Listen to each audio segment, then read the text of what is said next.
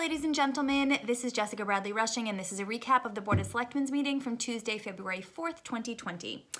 We started off our meeting tonight with an unscheduled announcement from Fire Chief Mike Hill, who announced what he called the worst kept secret in town. Sadly, Chief Hill is going to be retiring on June 5th, 2020. He made a very touching announcement. He has been chief since 2015, and once he retires, he said this will be the first time since 1942 that a member of his family hasn't served on the Pembroke Fire Department. So the town is grateful for his service, grateful for his family's service, and wish him the best in his retirement. Thank you very much, Chief Hill. We moved on to our agenda items.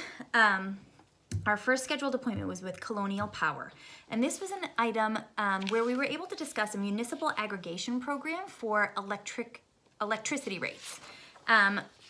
Colonial Power is a municipal aggregation company that provides set power rates for electric that don't fluctuate in the same way that our current power rates do. So right now, every 6 months, your rate for your power, for the actual supplier portion of your electric bill, fluctuates every 6 months. It goes down in the summer and up in the winter. And our current rate is actually quite high.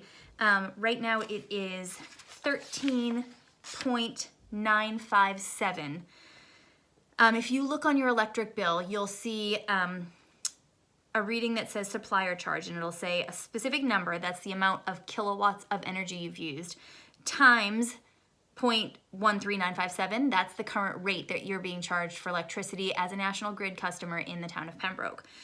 This aggregation program would allow us to set a rate that would be lower on average over the course of the year than the sort of peaks and troughs that we currently have when the rates change from summer to winter. The Board of Selectmen heard the presentation. It sounds like energy rates right now are going down. They are at a 6-year low, according to the presentation that we had tonight. And this would enable us to sort of lock in a rate for any period of time from 6 months to 3 years, but the best rate projections are for a 2 to 3 year program.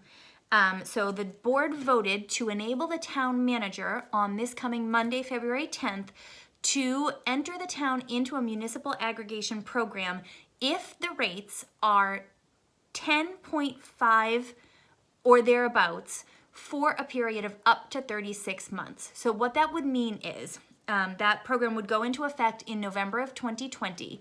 You would be able to opt out of it if you did not want to participate, but if you don't opt out, then you will automatically be opted in as a participant in the town of Pembroke's municipal aggregation program, and it will stabilize your electric rate for the next 3 years after we enter the program. Some other towns have done this in the past and have seen some fairly significant savings.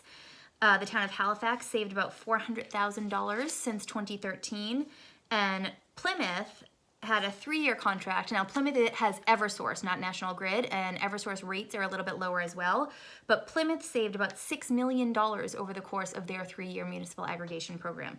So it would be a great thing for the town to lock in a rate at a relatively low point in rate history, and depending on how the rates look on Monday when the market closes, the town manager has been approved by the Board of Selectmen to do that. If you have any questions about that, please let me know and I will find out the answers if I don't have them. We then moved on to a vote to approve the police union contract. So last week we had an executive session to finalize details of the police union memorandum of agreement, and tonight we voted in open session to approve that contract.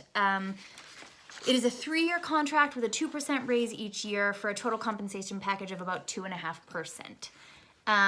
So that was good. That's approved. 3-year contract for the police union. Then what was the next thing on our agenda agenda? We had a quick discussion regarding the Herring Superintendent's facility over at Herring Run Park. The little building at the park there is used by the Herring Superintendent, and with the discussion, we determined that the town manager will be working with the Herring Superintendent on any necessary improvements to be made to that building to enable it to be more functional. But they are not looking to renovate it or update it. They want to keep the character of the old building, but they will be working with the town manager for any changes that need to be made to it.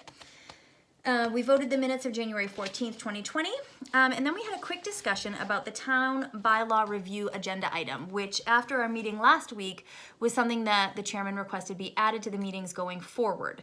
So this was the first week that we had a discussion about it. What we determined was that it would be good to have a plan in mind as we go forward as to which bylaws we're going to be discussing and in what order, so that each of the members of the board has an opportunity to read the bylaw in advance, do any research or readings that they need to do to prepare any recommendations they have for a review or revision of that bylaw. So next week we will be looking at the capital planning bylaw and looking at ways that that might need to be updated. We had the town manager's report then. The town manager reported to us that tomorrow morning he will be meeting with the Mayflower Health Group regarding the insurance rates for the town employees going forward for next year. So it's a fiscal year 21 budget meeting where they will get a better idea of what we are looking at for insurance rates for town employees for the budget that is being prepared right now. This is a final piece that the town manager was waiting to get some more finalized numbers on before making a final budget presentation to the Board of Selectmen next week at our meeting on February 11th. So that was our entire meeting tonight. Once again, I just want to say thank you very much to Chief Hill for his service to the town of Pembroke, and congratulations on your upcoming retirement in June. And as always, if anyone has any questions or concerns, please feel free to reach out to me, and have a good rest of your week. Thanks. Bye-bye.